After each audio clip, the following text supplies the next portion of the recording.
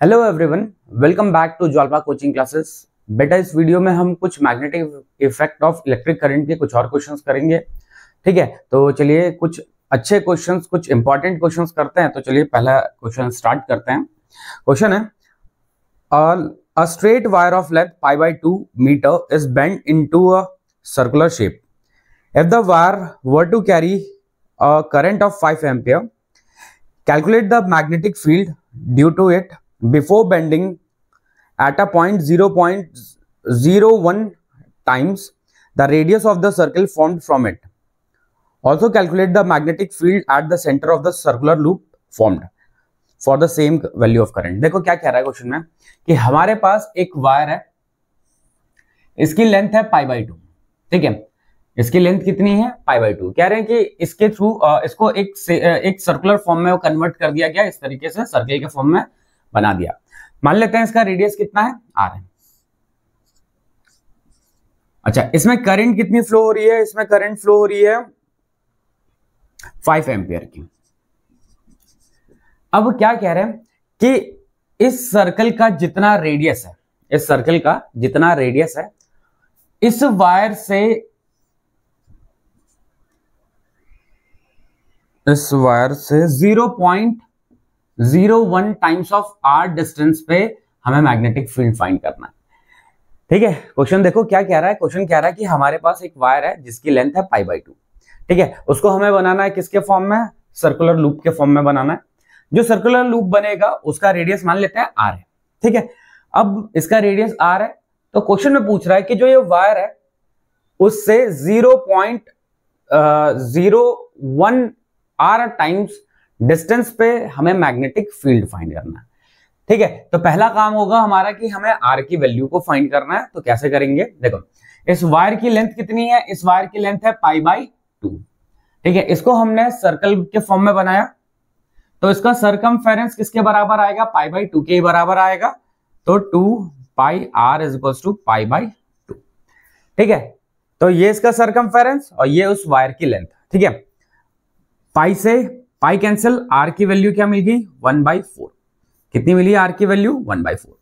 ठीक है, तो इस सर्कल का रेडियस कितना है? 1/4 मीटर है।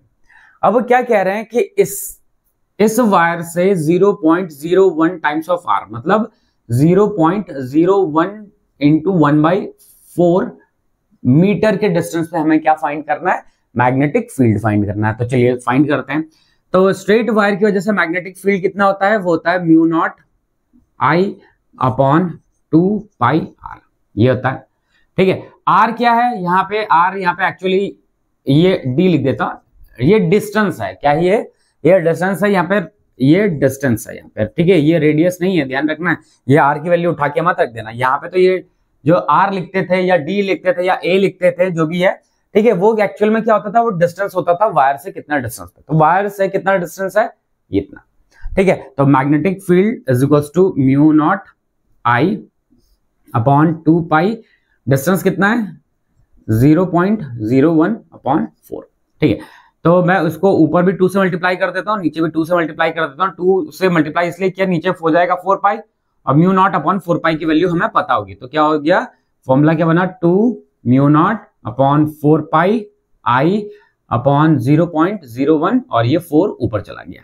ठीक है, तो इसकी वैल्यू हमें पता है, तो रख देते हैं 2 इंटू 10⁻⁻⁷। इसकी वैल्यू होती है 10⁻⁻⁷। करंट कितने?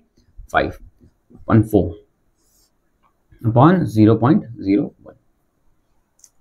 ठीक है, तो ये हो गया। अब इसको सॉल्व करते हैं। ये पॉइंट हटा, तो यहां पे लगा 10⁻⁻²। ये 10⁻⁻² से ये कैंसिल हो गया, 10⁻⁻5 हो गया। ठीक है, ये हो गया कितना? 20 इंटू 2 40 इंटू 10⁻⁻5। इसको हम लिख सकते हैं 4 इंटू 10⁻⁻4 टेस्ला। ठीक है, तो मैग्नेटिक फील्ड कितना आया बेटे? 4 इंटू 10⁻⁻4 टेस्ला। अच्छा, अब इसमें एक और चीज बोल रखा था कि जो सर्कुलर वाला पार्ट था उसकी वजह से भी उसके सेंटर पे मैग्नेटिक फील्ड फाइंड करना है। ठीक है, तो सर्कुलर वाले पार्ट की वजह से सेंटर पे मैग्नेटिक फील्ड कितना होगा? Mu naught I upon 2 R. ठीक है, यहाँ पे जो r है ये इसका डिस्टेंस है या इसका रेडियस है।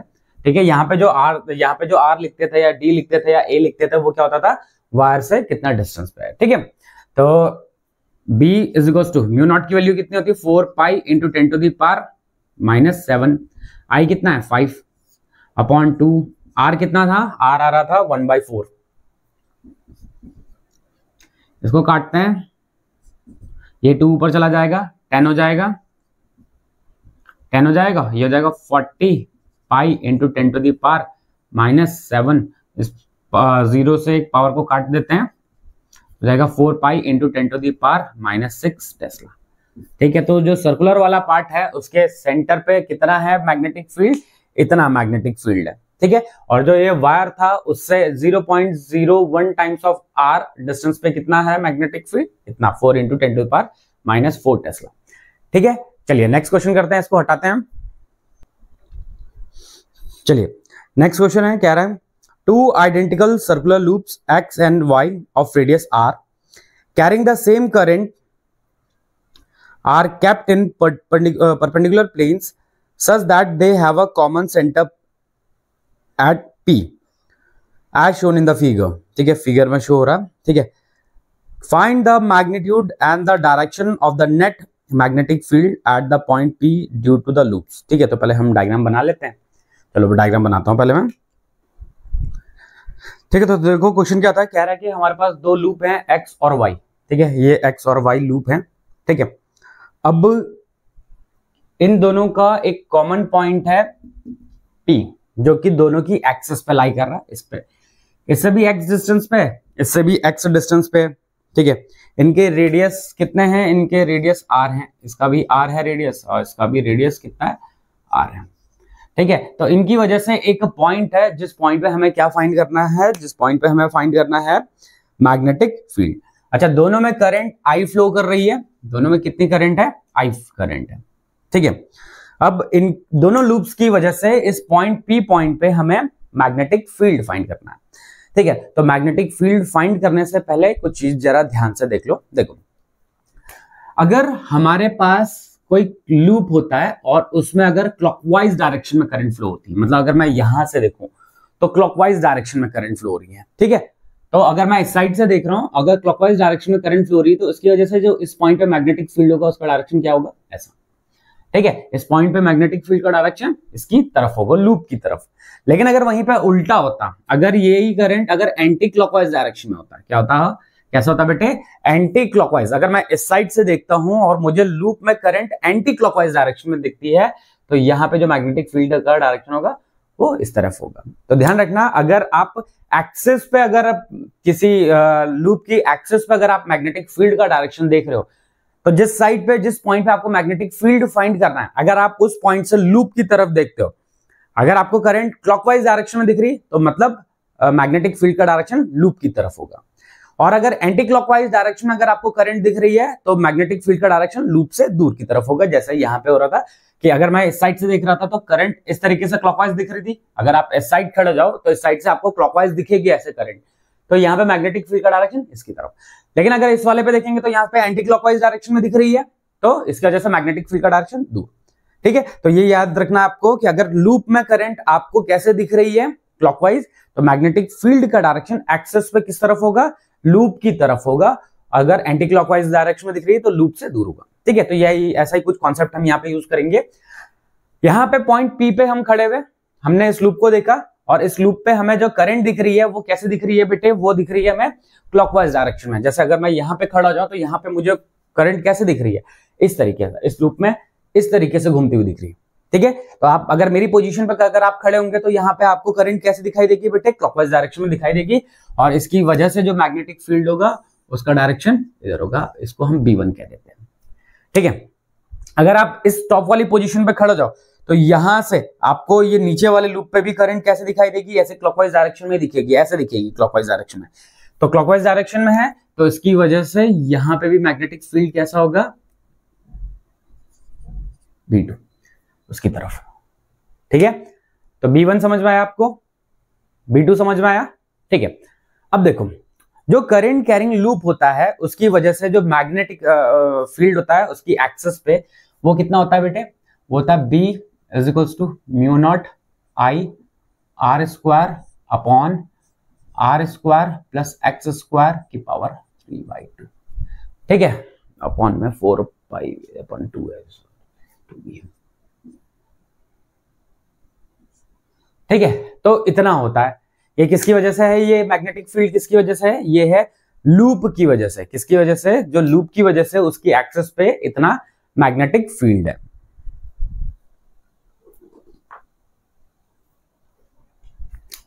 ठीक है, अब आगे सुनो। अब जो B1 है, B1 की वैल्यू क्या होगी, B1 की वैल्यू यही होगी, B1 की वैल्यू। B2 की वैल्यू क्या होगी, B2 ये B2 की वैल्यू क्या होगी, mu naught I R square upon 2 R square plus x square की पावर 3/2। B2 की वजह से भी इतना ही होगा, ठीक है। अब देखो दो वेक्टर्स हैं, कैसे हैं, आपस में परपेंडिकुलर है। किस तरीके से हैं बेटे, इस तरीके, ये परपेंडिकुलर है, ठीक है। तो इनका जो रिजल्टेंट आएगा वो क्या आएगा, बी नेट, वो क्या आएगा, B1 का स्क्वायर प्लस B2 का स्क्वायर। ये हो गया। B1 की वैल्यू रख देते हैं, ये mu naught I R square upon 2 R square plus x square की पावर 3/2 प्लस इसका होल स्क्वायर है, इसका होल स्क्वायर। दूसरे वाले को भी रख लेते हैं, तो क्या हो जाएगा, mu naught I R square upon 2 R square plus x square की पावर 3/2, इसका भी। तो ये दोनों में क्या है, कॉमन है, बाहर निकाल लेते हैं। तो बी नेट क्या जाएगा, बी नेट ऐसा आएगा, ठीक है, बी नेट ये आ गया, और ये दोनों कॉमन है तो बाहर निकाल लेते हैं। Mu naught I R square upon 2 R square plus x square की पावर 3/2। अंदर क्या बचेगा, रूट के अंदर, यहाँ कुछ नहीं बचा, यहाँ पे 1 बचा, यहाँ भी कुछ नहीं बचा, यहाँ पे भी 1 बचा, तो 1 और 1 कितना हो गया, √2। तो बी नेट किसके बराबर हो गया, √2 mu naught I R square upon 2 R square plus x square की पावर 3/2। अगर आप इस 2 से इस √2 को काटना चाह रहे हैं तो आप काट सकते हैं, अदरवाइज अगर यहीं पे छोड़ना चाह रहे हैं तो यहीं पे छोड़ सकते हैं, ठीक है। तो इस पॉइंट पे जो नेट मैग्नेटिक फील्ड आएगा वो कितना होगा, इतना। मान लेते हैं कि नेट मैग्नेटिक फील्ड ऐसा आ गया, ये आ गया नेट मैग्नेटिक फील्ड, ठीक है। अब इसका डायरेक्शन भी चाहिए, तो मान लेते हैं इस वाले किससे अल्फा एंगल बना रहा है, तो बी नेट का डायरेक्शन चाहिए, तो tan alpha is equals to क्या हो जाएगा, B2/B1। B2 कितना है, ये B1 कितना है, ये दोनों के दोनों देखो सेम है, तो ये क्या हो जाएगा, tan अल्फा, दोनों के दोनों सेम है, तो इनको हम कैंसिल आउट करेंगे तो कितना हो जाएगा, 1। अल्फा की वैल्यू कितनी मिल जाएगी, 1 कब मिलती है, 45 डिग्री पे। तो ये जो एंगल है ये कितना है, ये 45 डिग्री है, ठीक है। तो अगर दो कॉइल्स हैं और उन कॉइल्स का एक कॉमन पॉइंट है इक्वल डिस्टेंस पे, ठीक है, कॉमन पॉइंट है इक्वल डिस्टेंस पे, तो उस पॉइंट पे मैग्नेटिक फील्ड कितना होगा, इतना, ठीक है। अगर आप इसे और ज्यादा सिंप्लीफाई करना चाह रहे हैं तो वो आपकी मर्जी, आप कर सकते हैं। और किस एंगल पे होगा, एंगल होगा 45, किस वाले से, हॉरिजॉन्टल से। वैसे 45 है तो दोनों के दोनों 45 ही बन रहे हैं, तो B1 से कितने एंगल पे है, 45 डिग्री पे है, ठीक है। चलिए नेक्स्ट क्वेश्चन करते हैं बेटे, इसको हटाते हैं। चलिए नेक्स्ट क्वेश्चन है, a circular loop consisting of 100 turns each of radius 8 centimeter carries a current of 0.4 ampere. What is the magnitude of the field magnetic field B at the center of the coils? ये तो आसान सा ही है question. कह रहे हैं कि आपके पास क्या है, 100 कॉइल्स हैं, इस तरीके से 100 कॉइल्स हैं, ठीक है। नंबर ऑफ टर्न्स कितने हैं, 100 है, ठीक है। ये जो नंबर ऑफ टर्न्स कितने हैं, 100 है। इनका रेडियस कितना है बेटे, इनका रेडियस है 8 सेंटीमीटर, ठीक है। 8 centimetre carries a current of, कितना करंट कैरी कर रहे हैं, ये कर रहे हैं 0.40 एम्पियर की करंट कैरी कर रहे हैं। What is the magnitude of the magnetic field at the centre of the coil, ठीक है। सेंटर ऑफ द कॉइल पे कितना मैग्नेटिक फील्ड है at the centre of the coil, ठीक है। तो कुछ नहीं है, ये तो बहुत आसान सही है। एक कॉइल की वजह से मैग्नेटिक फील्ड कितना होता है, mu naught I upon 2r, ये एक कॉइल की वजह से होता है। ठीक है, अगर n नंबर ऑफ कॉइल्स होती तो इंटू n कर देते हैं, n कितना है 100, म्यू नॉट की वैल्यू क्या होती है 4 pi into 10 to the power -7, I कितना है 0.40 अपॉन 2, r कितना है 8 सेंटीमीटर है, तो 8 सेंटीमीटर का मतलब हो गया 8 अपॉन 100 मीटर, कितना हो जाएगा 8 अपॉन 100 मीटर।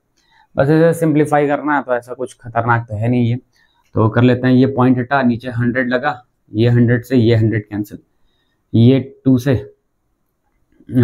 2 से काटते हैं, इसको काटो 5 से तो ये 8 हो गया, सॉरी इसे 2 से काटो तो 20 हो गया। अब इसे फिर से काट लो, 4 से काटो तो ये 2 हो जाएगा, और ये कितना हो जाएगा, ये 5 हो जाएगा। इस 2 से इसको कट करो तो कितना आ गया, और कुछ बचा, और कुछ नहीं बचा, तो b की वैल्यू क्या आ गई, ये आ गया 10, ये हो गया 1000 pi into 10 to the power -7, इसको इसके साथ लिखते हैं, तो pi into 10 to the power -4, pi की वैल्यू रख देते हैं तो 3.14 into 10 to the power -4 tesla. ठीक है, तो जो ये 100 कॉइल्स होंगी उनके सेंटर पे मैग्नेटिक फील्ड कितना होगा, उनके सेंटर पे मैग्नेटिक फील्ड होगा 3.14 into 10 to the power -4 tesla होगा। ठीक है, चलिए इसको हटाते हैं और अगला क्वेश्चन करते हैं। चलिए नेक्स्ट क्वेश्चन है, 2 circular coils A and B each of radius 3 meter are placed coaxially at a distance of 4 meter. They carry current 3 ampere and 2 ampere in opposite direction. Find the net magnetic field at the center of loop A. ठीक है, देखो क्या कह रहा है question में, हमारे पास 2 loop हैं, एक लूप ये हो गया और एक लूप ये हो गया, दोनों कैसे हैं, कोएक्सियली। कोएक्सियली का मतलब होता है दोनों का एक्सेस जो कि सेंटर से पास हो रही है वो सेम। ठीक है, दोनों के रेडियस है 3 मीटर, इस वाले का रेडियस कितना है बेटा, इसका रेडियस है 3 मीटर, इसका भी रेडियस 3 मीटर है। ठीक है, इनके बीच की दूरी है 4 मीटर। अच्छा, दोनों में, एक में 3 एम्पियर की करंट है और एक में 2 एम्पियर की करंट है, ये लूप ए है, ये लूप बी। एक में 3 एम्पियर की करंट है, एक में 2 एम्पियर की करंट है, लेकिन दोनों के अपोजिट डायरेक्शन में। अगर हम यहां से देखते हैं, ठीक है, तो इसमें करंट है ऐसे 3 एम्पियर की, और इस वाले में अपोजिट डायरेक्शन में है करंट, तो इसमें आ रही है ऐसे अपोजिट डायरेक्शन में। यहां से अगर हम देख रहे हैं तो इसमें 3 एम्पियर की करंट है और इस वाले में 2 एम्पियर की करंट है। ठीक है, अगर मैं इस साइड से देख रहा हूं, इस साइड से अगर मैं देख रहा हूं, ठीक है, यहां से। ठीक, तो इसको ऐसे समझते हैं, जैसे देखो मान लेते हैं हमारे पास ये 2 कॉइल्स हैं, इस तरीके से कोएक्सियली रखी गई है, इस तरीके से। ठीक है, अब मैं इस साइड से देख रहा हूं, इस वाले में करंट, तो इस वाले में करंट ऐसे क्लॉकवाइज है, और इस वाले में इस तरीके से एंटी क्लॉकवाइज डायरेक्शन में करंट। ठीक है, इस वाले में कैसी है, इस वाले में ऐसे क्लॉकवाइज में है और इस वाले में अपोजिट डायरेक्शन में है, तो इसमें एंटी क्लॉकवाइज डायरेक्शन में करंट है। ठीक है, अब हमें क्या करना है, लूप ए के सेंटर पे मैग्नेटिक फील्ड फाइंड करना है। ठीक है, लूप ए के सेंटर पे फाइंड करना है। तो अब जरा ध्यान से सुनना, हम कैसे फाइंड करेंगे लूप ए के सेंटर पे। ठीक है, अब देखो इसमें मैग्नेटिक फील्ड का डायरेक्शन किधर है, एंटी क्लॉकवाइज। इसमें मैग्नेटिक फील्ड का डायरेक्शन क्या है, इस साइड से देख रहे हैं तो कैसा लिख रहा है, इस साइड से देख रहे हैं तो क्लॉकवाइज है, लेकिन अगर इस साइड से देखेंगे तो इस साइड से हमें कैसा दिखाई देगा, एंटी क्लॉकवाइज। जरा इसको समझते हैं, इस चीज को जरा ध्यान से देखते हैं। देखो मैं इस साइड से देख रहा हूं, इस साइड से तो करंट ऐसे दिख रही है, लेकिन अगर मैं इस साइड से ऑब्जर्व करूंगा तो इस साइड से करंट मुझे उल्टे डायरेक्शन दिखेगी। इस साइड से करंट ऐसे दिख रही है, ऐसे, इस साइड से क्लॉकवाइज दिख रही है, लेकिन इस साइड से जब देखेंगे हम तब कैसे दिखेगी हमें, एंटी क्लॉकवाइज डायरेक्शन में। तो इस साइड से जब हम देखेंगे तो इस साइड से इस लूप को जब देखेंगे तो एंटी क्लॉकवाइज डायरेक्शन में दिखेगी, और इस साइड ये वाले तो ठीक है, इसके लिए तो कोई नहीं, लेकिन इस वाले में जब हम इस साइड से देख रहे थे तब तो क्लॉकवाइज दिख रही है, लेकिन जब इस साइड से देख रहे हैं इस लूप को तो एंटी क्लॉकवाइज डायरेक्शन में दिख रही है। ठीक है, अब जरा देखो इसका जो मैग्नेटिक फील्ड हो गया वो क्या हो गया, ए का, वो तो बी ए इस तरह। अच्छा, इस पॉइंट से हमने इसको ऑब्जर्व किया, तो इस पॉइंट से इसको ऑब्जर्व करने पे एंटी क्लॉकवाइज डायरेक्शन में, इस पॉइंट से इस लूप को ऑब्जर्व करने पे एंटी क्लॉकवाइज डायरेक्शन में दिख रही है हमें करंट इस पॉइंट से, तो इसकी वजह से मैग्नेटिक फील्ड का डायरेक्शन क्या जाएगा, बी बी इस तरह। ठीक है, तो अभी हमें बी बी की वैल्यू और बी ए की वैल्यू निकालनी है और दोनों को सिंप्लीफाई कर देना। तो बी ए की वैल्यू क्या हो जाएगी, बी ए, ये करंट कैरिंग लूप है, इसके सेंटर पे हमें फाइंड करना है, तो क्या जाएगा, mu naught I upon 2r। ठीक है, तो इसको सॉल्व करते हैं। म्यू नॉट की वैल्यू कितनी होती है, 4 पाई इंटू 10⁻⁻7, आई कितनी 3 अपॉन 2, इसका रेडियस कितना है 3 है, इससे इसको काटते हैं तो कितना हो जाएगा 2 पाई इंटू 10⁻⁻7 टेस्ला। ठीक है, तो इसकी वजह से ए वाले की वजह से इसका सेंटर पे मैग्नेटिक फील्ड कितना, इतना। ठीक है, बी वाले की वजह से सेंटर, इसके सेंटर पे मैग्नेटिक फील्ड क्या आएगा, बी वाले की वजह से इसके सेंटर पे मैग्नेटिक फील्ड क्या आएगा, ये आएगा mu naught I R square upon R square plus x square की पावर 3/2 और ये बाहर में 2। ठीक है, ये आएगा, ये क्यों आएगा, क्योंकि भैया इसके लिए, इस वाले के लिए तो इसका सेंटर था, लेकिन इस वाले लूप के लिए ये इसकी एक्सिस पे पड़ने वाला पॉइंट है। ठीक है, तो ये जो पॉइंट है इस वाले लूप के लिए इसकी एक्सिस में पड़ने वाला पॉइंट है, इसलिए मैग्नेटिक फील्ड है। ठीक है, तो वैल्यूज पुट कर देते हैं, B B is equals to mu naught कितना है 4 पाई इंटू 10⁻⁻7, आई कितनी है इसमें करंट 2। अच्छा, इसका रेडियस कितना 3 है, तो 3 इंटू 3 अपॉन 2, ये कितना हो जाएगा आर स्क्वायर, मतलब 3 का स्क्वायर प्लस इनके बीच की दूरी कितनी है 4 का स्क्वायर की पावर 3/2। ठीक है, तो इस 2 से ये 2 काट देते हैं, तो बी बी। ठीक है, तो ये कितना हो जाएगा,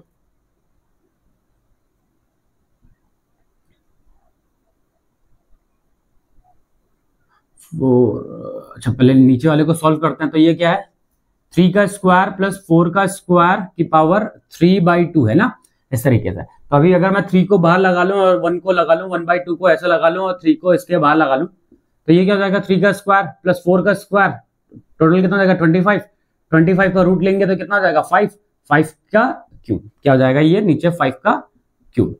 अच्छा, ऊपर कितना हो गया, ऊपर हो गया 12 इंटू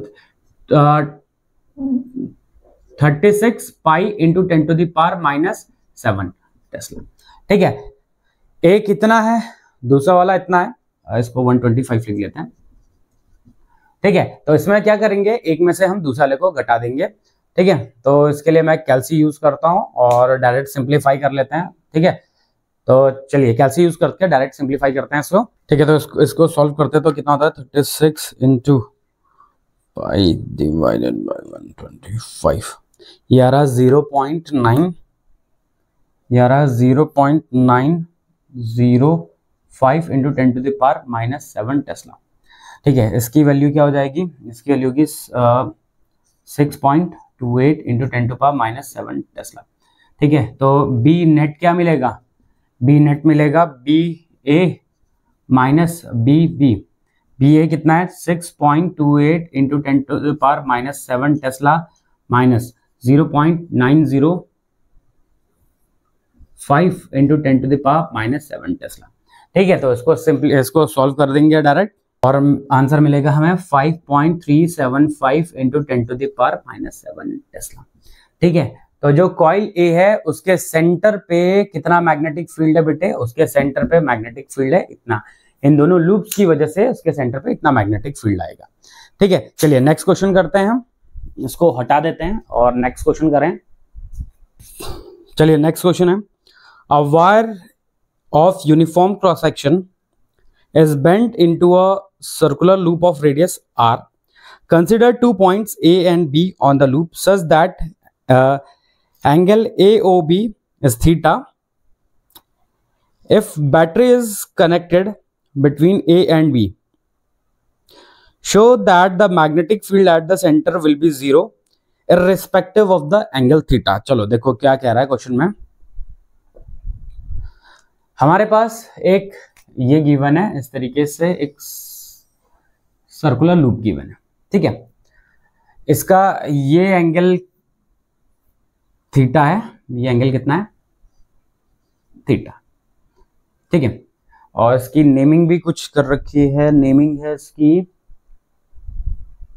ये O है, ये A है और ये B है, ठीक है। अब कह रहे हैं कि अगर हम इसके अक्रॉस एक बैटरी लगा देते हैं, AB के अक्रॉस इस तरीके से अगर हम एक बैटरी लगा देते हैं, ठीक है, ये अगर हम एक बैटरी लगा देते हैं तो इसमें करंट फ्लो करेगी इस वाले पार्ट में और इस वाले पार्ट में, दोनों पार्ट्स में क्या होगी, करंट फ्लो करेगा। और जो करंट फ्लो करेगा तो उसकी वजह से इसके सेंटर पे मैग्नेटिक फील्ड आएगा। तो बोल रहे हैं कि भैया इसके सेंटर पे मैग्नेटिक फील्ड 0 होगा और ये डिपेंड नहीं कर रहा है इसके एंगल थीटा पे। तो चलिए करके देखते हैं। देखो यहां से करंट जाएगी I और ये करंट इस वाले पार्ट में जाके दो भागों में डिवाइड हो जाएगी। एक मान लेते हैं I1 इधर चली गई और ये I2 इधर चली गई, ठीक है। तो इसका मतलब ये दोनों के दोनों कैसे हो गए, ये दोनों के दोनों पैरेलल हो गए। ध्यान से देखना, ये वाला पार्ट और ये ऊपर वाला पार्ट कैसा हो गया बेटा, ये दोनों के दोनों पैरेलल हो गए। क्यों? क्योंकि इस वाले पॉइंट पे आके करंट बढ़ गई है और ये इसका रेडियस है, यहां मत भेज देना तुम करंट, ठीक है। ये इसका रेडियस हमने शो कर रखा है, इधर करंट नहीं भेज देना, ठीक है।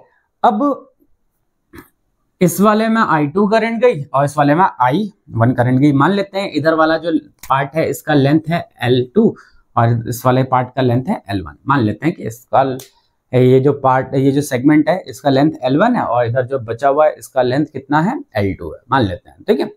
अब कह रहे हैं कि इसके सेंटर पे हमें मैग्नेटिक फील्ड निकालना और प्रूव करना है कि वो मैग्नेटिक फील्ड 0 होगा। चलो देखते हैं, ठीक है।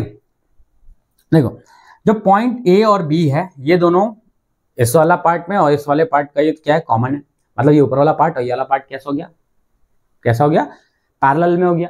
पैरेलल में क्या होता है, in parallel potential difference is same. क्या होगा बेटे, पोटेंशियल डिफरेंस सेम होगा, ठीक है।